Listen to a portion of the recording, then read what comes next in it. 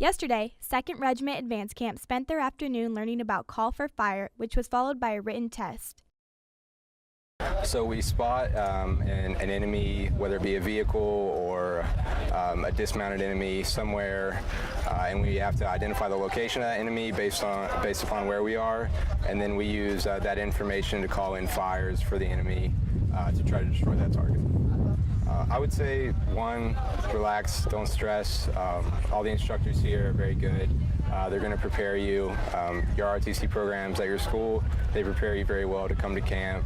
The biggest thing is just pay attention, take notes, prepare for the exams when you have time and your downtime. Don't sleep. Look over your notes, look over your handbook, and you'll be fine. So we have these state-of-the-art simulators, the Call for Fire version 3, and we run those. We pick the observation posts, we pick the targets, we pick the lay of the land so they can best terrain associate, take what is on that map and in that simulator and put it together. So that way they have a clear and concise view on what it is they are trying to do. Learn to read a map, learn what mills are, learn how to terrain associate,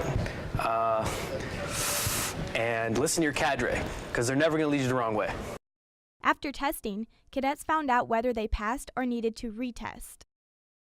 For Call for Fire in particular, and I guess this applies in everyday life, attention to detail is really big, so listening in on each and everything we say, like do this or do not do that, because a lot of the easy mistakes that first were happening way too often, and we would try to correct them, and then they would get a no-go, and then that second time around they may still make that same mistake, or someone else might make it, and then that could ultimately end in someone being sent home just because something so little.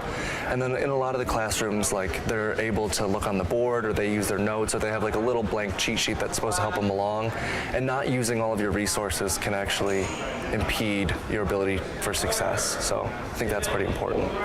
I think really, if you're not familiar with it, go through it with your platoon.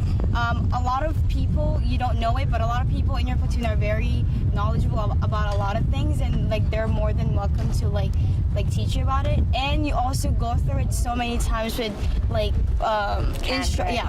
cadre, and then we had a 2-hour class in there, and it was very elaborate, and there's no way you can pass that. I would just say asking questions to your fellow cadets is probably the biggest advice I would give, because like she stated, a lot of the cadets already know something that I may not know, because I didn't know anything about it before I came here, and one of the fellow cadets in our platoon gave a class, and then we had another class from cadre the next day, and then we had this today, so we were definitely prepared.